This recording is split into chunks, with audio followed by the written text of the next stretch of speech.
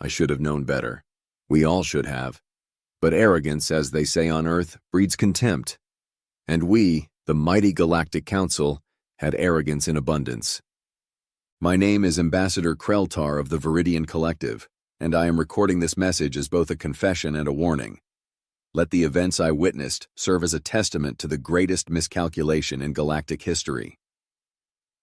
The council chamber that day gleamed as it always did, polished crystalline walls stretching up into the artificial atmosphere of Station Zero, our pride and joy. 312 species represented, 312 flags rippling in the carefully calibrated air currents. 312 species about to witness the beginning of their downfall. Marina Blackwood stood before us, her dark skin contrasting sharply with the white diplomatic uniform Earth had chosen as their statement of peace. Funny how that turned out. She was speaking about humanity's request to expand their colonization rights into the Orion Spur. A reasonable request, we thought, from an unreasonable species. The Earth Federation has demonstrated consistent adherence to Council regulations, she was saying, her voice steady and professional. Our colonial expansion plans include extensive environmental impact studies and— High Chancellor Pexel interrupted her. Against all protocol, against all wisdom. Impact studies? The Chancellor's speaking bladders pulsed with barely contained disdain. Like the impact studies that led to the extinction of your own planet's megafauna? I saw Marina's jaw tighten slightly, the only sign of emotion she allowed herself to show. Chancellor, humanity's past mistakes are precisely why we now implement such rigorous— Enough! Supreme Counselor Vaxareth rose from their hovering platform, all 6 eye stalks focused on Marina. We have tolerated humanity's presence because you possessed certain useful technologies. But let us dispense with these diplomatic niceties. That's when it happened. Looking back, I still cannot believe the sheer stupidity of what we did. Supreme Counselor Vaxareth activated the chamber's security fields designed to contain violent delegates. But they did more than contain, they were modified. The look of surprise on Marina's face when the first wave of plasma hit her. That image haunts my dreams. She didn't scream. Humans, we would soon learn, are capable of extraordinary dignity even in their final moments. As the plasma field intensified, turning from containment to execution, Marina Blackwood looked directly at the Supreme Counselor and spoke her final words. You have no idea what you've just started. The plasma field collapsed, leaving nothing but ash where humanity's first galactic diplomat had stood.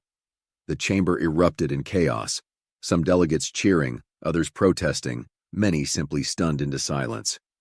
I remember Ambassador Tolera of the Proxima Syndicate turning all 3 of their hearts toward me and whispering, "What have they done?" What indeed?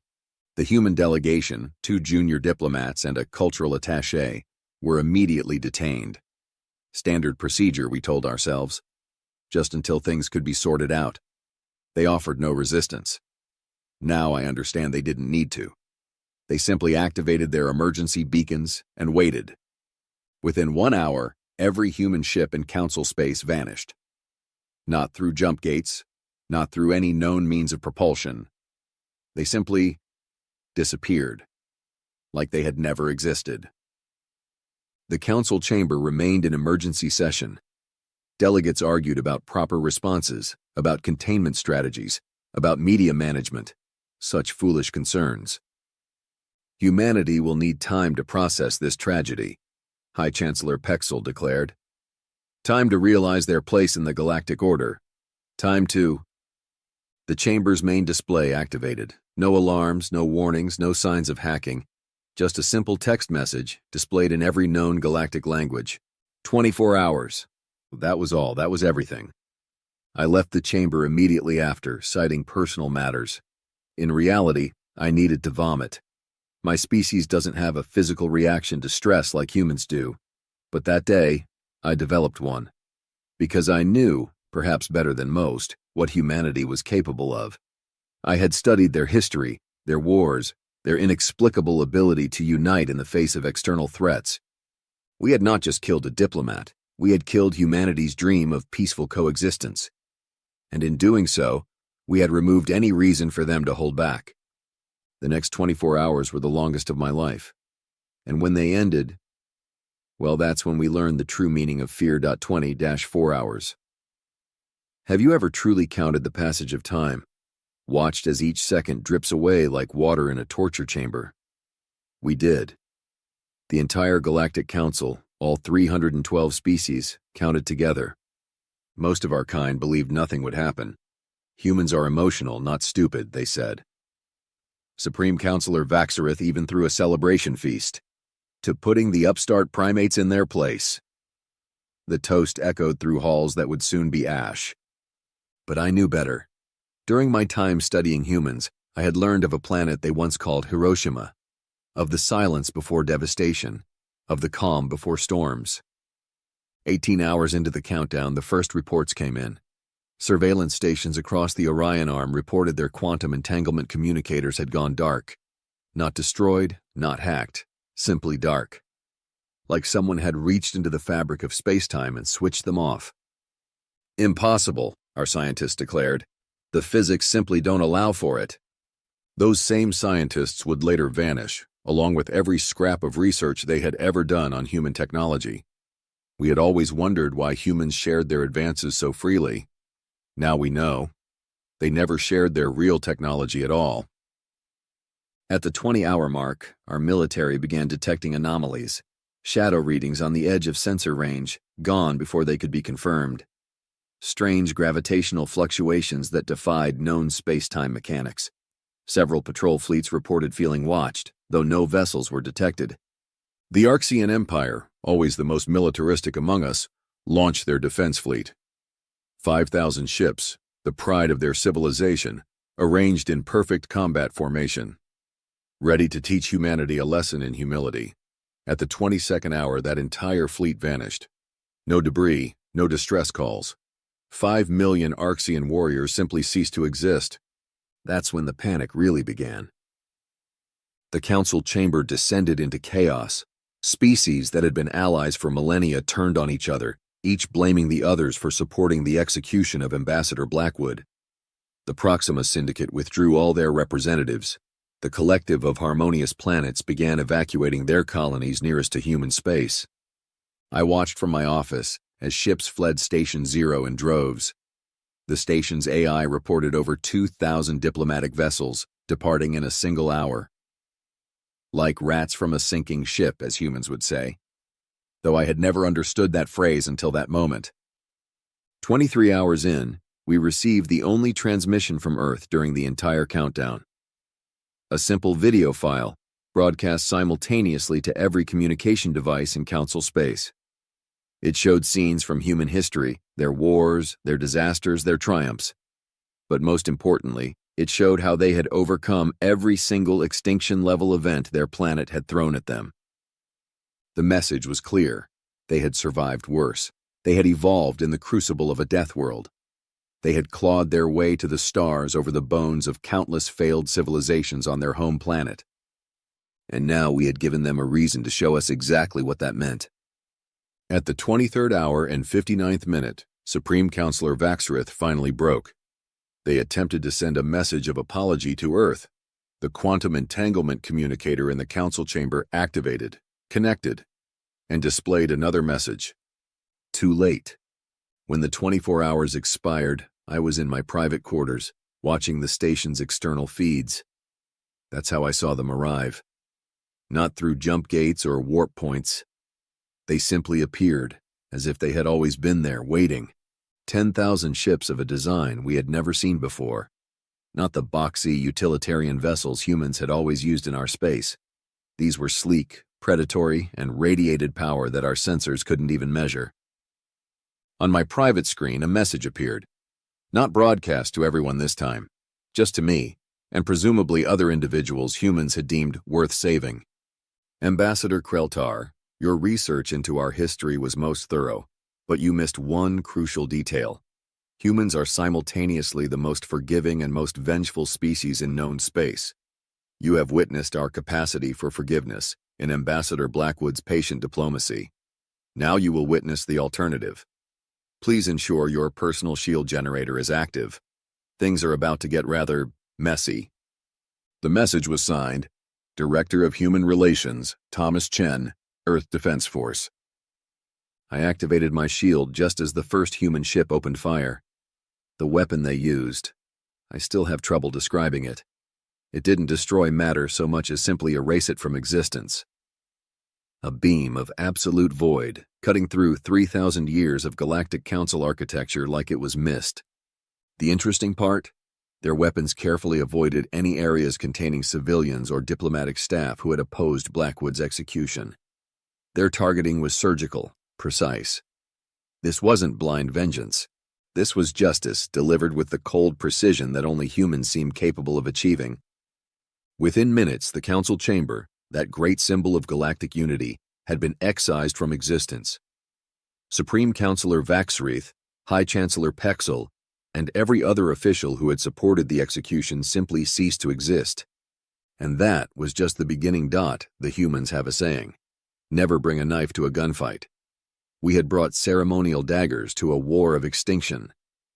After the precision strike on Station Zero, the Human Defense Force began what they called Operation Righteous Response. The name itself was transmitted across all frequencies, a psychological tactic that worked brilliantly. They wanted us to know exactly who was hunting us and why. The Praxian Defense Network was their first major target. 36 fortress worlds, each protected by planetary shields that had withstood supernovas. The pride of Council military engineering. The humans didn't bother trying to breach the shields. Instead, they used something they called phase shift torpedoes. The weapons simply ignored the shields completely, passing through them like they didn't exist. But that wasn't the terrifying part. No, what scared us to our genetic core was watching those weapons deliberately avoid civilian populations. They struck with surgical precision, removing military installations while leaving nearby residential zones completely untouched. The humans weren't just winning, they were showing mercy. And somehow, that was more frightening than blind rage. Then came the revelation about their stealth technology. Remember those shadow readings we detected during the 24-hour countdown? Turns out humans had developed what they called quantum displacement drives. Their ships could exist in multiple spatial locations simultaneously. When we thought we were tracking shadow signatures, we were actually detecting ships that were literally everywhere and nowhere at once. The hive minds of Sector 7 learned this the hard way. They deployed their infamous million-mind mesh, a psychic network that had never failed to detect cloaked enemies. The Hive Queens laughed at human stealth attempts, right until quantum-displaced ships materialized inside their supposedly impregnable fortress worlds. Not through the defenses, inside them. Like they had always been there, waiting. Space itself bends to their will, our scientists said, right before those scientists mysteriously received offers of asylum on Earth. Many accepted. Those who didn't soon wished they had. The Council's Gamma Fleet, 10,000 ships strong, attempted to make a stand in the Orion Nebula. Admiral Nexar, decorated veteran of the Spiral Arm conflicts, commanded personally. He deployed his ships in the Spear of Destiny formation, a tactic that had won him countless battles. The humans responded with something they called gravity lance technology. Beams of focused gravitational force that could be bent and curved through space like ribbons. The human ships, only 50 in number, literally wove a web of gravitational distortion through Nexar's entire fleet. Then they pulled. Do you know what happens when gravity suddenly increases by a factor of 10,000 in selective parts of a ship while remaining normal in others? I do. I watched the footage. Those mighty warships twisted themselves into abstract art pieces, not destroyed, transformed. The humans turned our greatest war fleet into a navigation hazard that some are already calling the Gallery of Broken Dreams. But it was their ground forces that truly showed us the depths of our miscalculation. On Praxis Prime, we managed to shoot down one of their transports. The Council generals celebrated, until the smoke cleared and we saw what emerged from the wreckage. Power armor, they called it.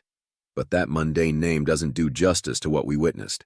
Suits of armor that could phase through solid matter, generate personal shield bubbles that reflected even capital ship weapons, and move so fast they broke our visual tracking systems. Inside each suit, a single human soldier, augmented with technology that made them the equal of an entire planetary defense force. One of our commanders managed to capture radio chatter from these soldiers. They were laughing. In the middle of combat, while dismantling our most advanced weapons platforms, they were making jokes. Just like training, they said. Easier than the simulators, they said. That's when we realized the full extent of humanity's deception. All those years of diplomatic relations, all those technological exchanges, all those joint military exercises, they had been studying us, learning our weaknesses, developing countermeasures to every weapon, every tactic, every strategy we had. The humans had a word for this: sandbagging, deliberately hiding one's true capabilities to gain an advantage. While we congratulated ourselves on graciously allowing humans into the galactic community, they had been preparing for the possibility that we might betray them. Perhaps most terrifying was their neural override tech, weapons that could selectively target specific neural patterns. They could incapacitate military personnel while leaving civilians unaffected, shut down aggressive thoughts while leaving logical functions intact. The perfect weapon for forcing surrenders without casualties. After the first 26 hours of combat, the casualty reports told the true story. Human casualties, 0. Council military casualties, negligible because they weren't killing us. They were systematically disassembling our ability to wage war, piece by piece, soldier by soldier, ship by ship. The message became clear. They could have killed us all. Could have wiped us out just as we had tried to push them down. Instead, they chose to demonstrate their overwhelming superiority while minimizing loss of life. This wasn't just warfare. This was education. And humanity, it turned out, were extremely effective teachers. Have you ever watched an empire crumble? Not from external forces, but from within. Like a magnificent crystal structure developing microscopic fractures until the slightest tap sends it all cascading down. The Galactic Council was 3,000 years of unified governance, 3,000 years of treaties, alliances, and mutual defense pacts. The humans destroyed it in less than a week. They didn't need to fire a single additional shot. Their psychological warfare division, as we would later learn, had prepared for this moment with terrifying thoroughness. They knew exactly which species would break first, which alliances were weakest, which grudges ran deepest. The Proxima Syndicate was the first to formally surrender. They transmitted their unconditional surrender on all frequencies, not even bothering to inform the Council first. Their message was simple. The Proxima Syndicate acknowledges humanity's right of retribution and submits to their authority. We ask only for mercy for our civilian populations. The humans responded within seconds. Surrender accepted. Maintain current government. Expect human oversight team within 48 hours. No restrictions on civilian activities. That response sparked what humans would later call the Great Panic. Suddenly, every species realized that surrender might not mean subjugation. The humans were offering a way out. The council chamber, what remained of it after relocating to Centauri Prime, erupted into chaos. Ambassador Knox of the Tellarian Confederation stood up and announced their surrender mid-session. The hive minds of Sector 7 followed suit minutes later. Within 2 hours, 27 species had broken ranks. Traitors! Supreme General Zax Hur bellowed through his emergency command channel. The Council demands your loyalty in this time of crisis. Any species that surrenders to the humans will be considered. The transmission cut off mid-sentence. On every screen in Council space, it was replaced by classified footage from Station 0. The final moments of Marina Blackwood, shown from 12 different angles, followed by surveillance footage of Supreme General Zax Hur laughing at a private dinner party, proposing the execution 3 days before it happened. The humans hadn't just infiltrated our communications. They had been recording everything, every backroom deal, every private conversation, every secret meeting where Council species plotted against each other. Then came what they called the truth bombs. Every hour, on the hour, they released another batch of classified documents. 3 centuries of Council corruption exposed, secret deals, embezzled funds, planetary resources stolen from developing species. all carefully curated to drive wedges between allies. The Draconian Empire discovered that their longtime allies, the Nexus Concordat, had secretly sterilized 3 Draconian colony worlds to prevent competition. The Harmonious Collective learned that their religious artifacts had been systematically looted by the very species claiming to protect them. But the humans didn't just reveal secrets, they offered solutions. Each data dump came with a simple message: surrender separately, maintain autonomy, begin again. The Council tried to maintain unity through fear. Humans will enslave us all, they claimed. The humans responded by releasing their proposed post-war governance structure: full autonomy for surrendered species, technology sharing programs, economic aid for developing worlds. Everything the Council had promised but never delivered. Then they demonstrated their ultimate psychological weapon. On New Terra, a human colony world, they invited representatives from surrendered species to observe their society. They showed them human children playing with alien children, human doctors treating alien patients, human scientists collaborating with alien researchers. The footage was broadcast everywhere. You couldn't avoid seeing it. The message was clear. This was what we could have had all along. This was what the Council had destroyed when they burned Marina Blackwood. The Arxian Empire, proud and undefeated for 10,000 years, surrendered after watching a human child share a frozen treat called ice cream with an Arxian youngling. Their official surrender document included a request for ice cream trade agreements. The Council's attempts to maintain unity grew increasingly desperate. They threatened. They begged. They tried to rally species around their common history. But that's the thing about humans. They understand history better than most. They know that common history includes common grievances. A particularly clever human psychological warfare officer started a game. They called it the Grievance Calculator. Species could submit their historical complaints against the Council. The ones with the most legitimate grievances would receive priority in surrender negotiations and reconstruction aid. The Council chamber became a confession booth. Species trying to surrender fought to outdo each other in exposing Council corruption. The humans sat back and watched 3,000 years of pent-up resentment tear the Council apart from within. Then came the final stroke. The humans announced that the window for advantageous surrender terms would close in 24 hours. The resulting stampede of diplomatic vessels nearly caused a traffic accident around Earth's orbital stations. I remember watching the Council's final session, down from 312 species to barely 30.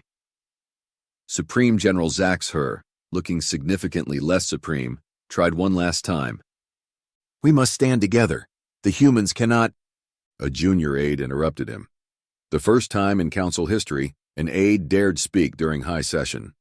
"Sir, your personal shuttle is preparing for launch. Should I delay it?" The look on Zaxher's face, the utter silence in the chamber. Then, from somewhere in the back, laughter. Not human laughter. Us, the mighty Galactic Council, laughing at itself. The humans didn't need to conquer us. They didn't need to kill us. They simply needed to show us what we really were and make us laugh at the lie we had been living. They had a term for this too, speaking truth to power. But they did more than speak truth. They weaponized it. They turned our own history against us. And they did it all without firing another shot. The end of the Galactic Council came not with a bang, but with a conference call. The remaining 30 species had gathered virtually, none of them brave enough to meet in person anymore. That's when Thomas Chen, the same human who had warned me before the first strike, decided to reveal humanity's final card. "Representatives of the Council," he began, his hologram appearing in the center of every delegation's command room. "You've been asking how we achieve such complete information dominance. Allow me to introduce some old friends." One by one, trusted advisors standing behind Council representatives stepped forward.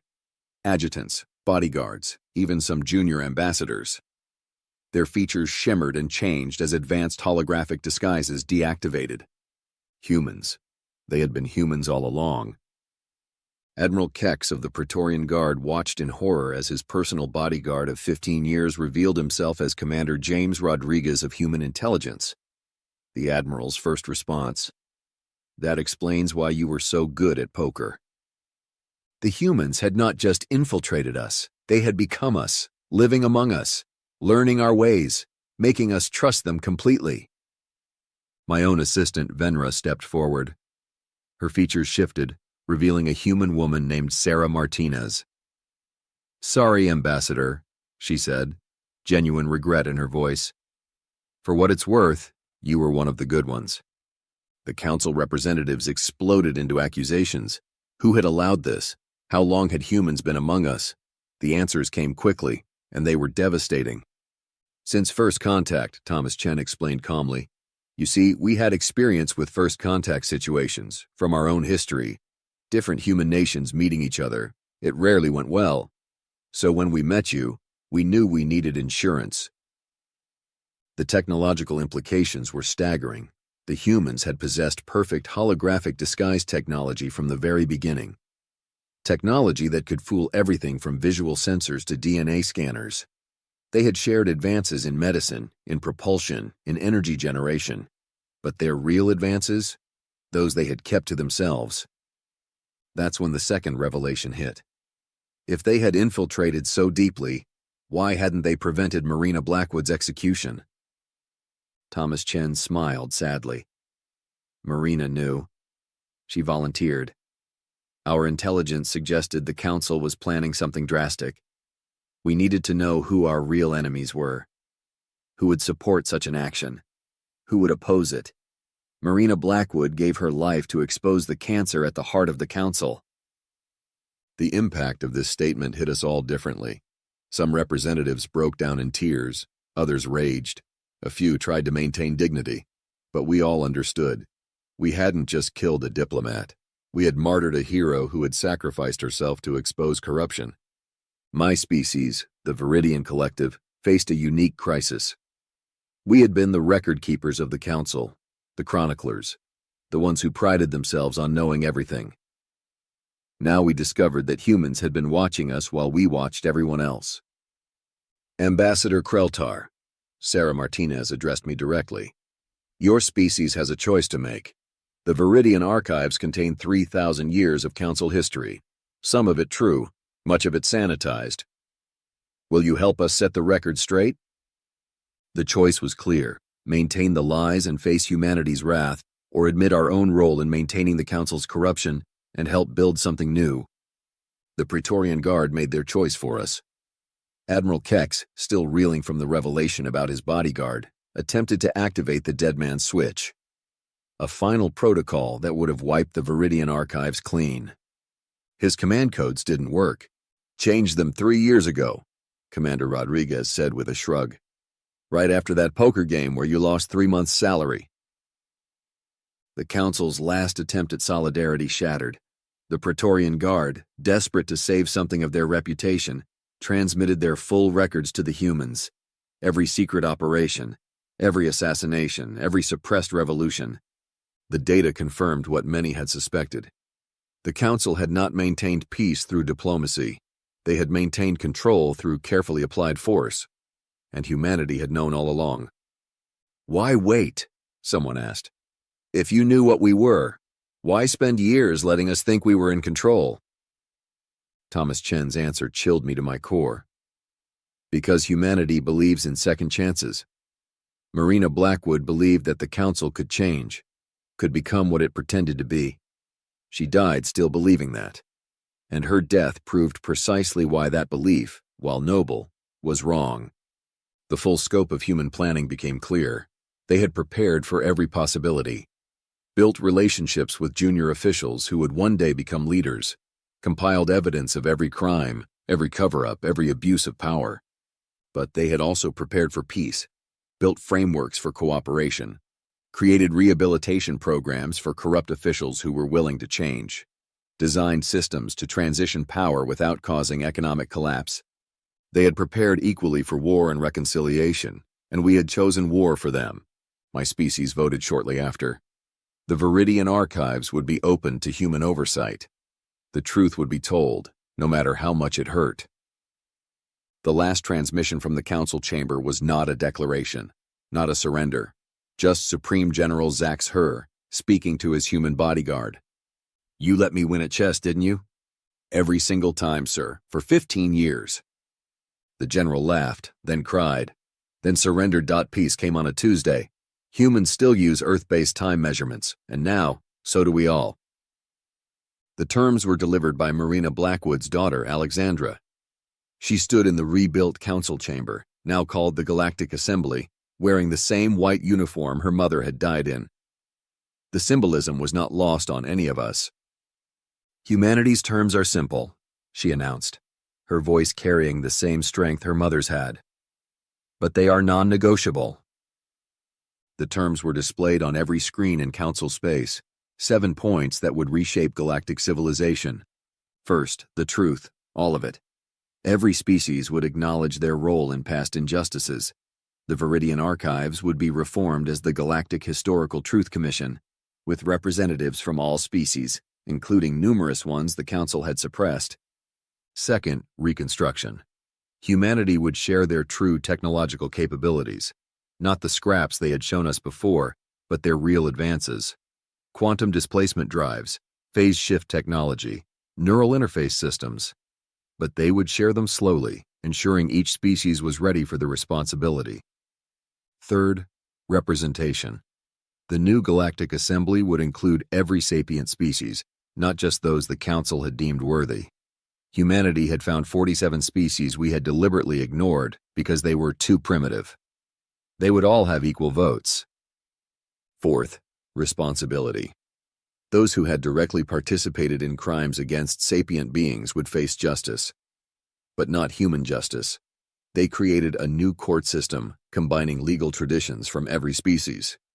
Even we had to admit it was more fair than anything we had conceived. Fifth, reformation. Every species would retain autonomy, but would need to meet new standards for sapient rights, environmental protection, and technological responsibility. Humanity would help them achieve these standards, rather than punish them for falling short. Sixth, redemption. Any individual, regardless of species or past actions, could apply for rehabilitation. Humans created vast education centers teaching everything from ethics to advanced technology. They called them New Start Academies. But it was the 7th term that truly showed us who humanity was. Finally, Alexandra Blackwood said, we require that every species send their children to study alongside human children, not as inferiors, not as conquered subjects, but as equals, because our children will inherit this galaxy, and they must learn to do better than we did. The new Galactic Assembly erupted in confused murmuring. This was not what anyone expected. Where was the revenge, the subjugation, the brutal justice we had all anticipated? Alexandra smiled then, a mirror of her mother's expression. You still don't understand, do you? Humanity never wanted to rule the galaxy. We wanted to help build something better, something that could last, something worthy of all our children. She gestured to the back of the chamber, where human children were already playing with alien young ones. The sight of a human child teaching a Praetorian youngling how to play a game called hopscotch brought several delegates to tears. But what about justice? Someone asked. What about Marina Blackwood? Alexandra's expression turned serious.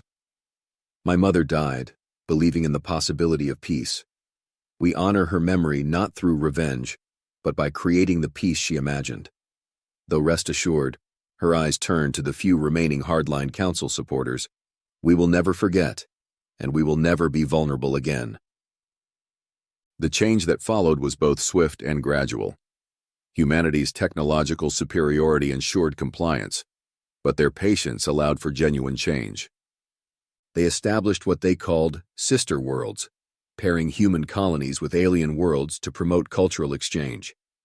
They created multi-species research teams, combining different approaches to science and technology.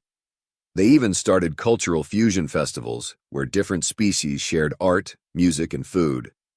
Remember that ice cream that helped convince the Arxian Empire to surrender?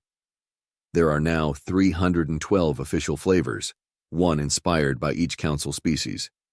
The Arxian Bloodberry Swirl is particularly popular, but perhaps the most profound change was in education. Human schools began teaching alien languages.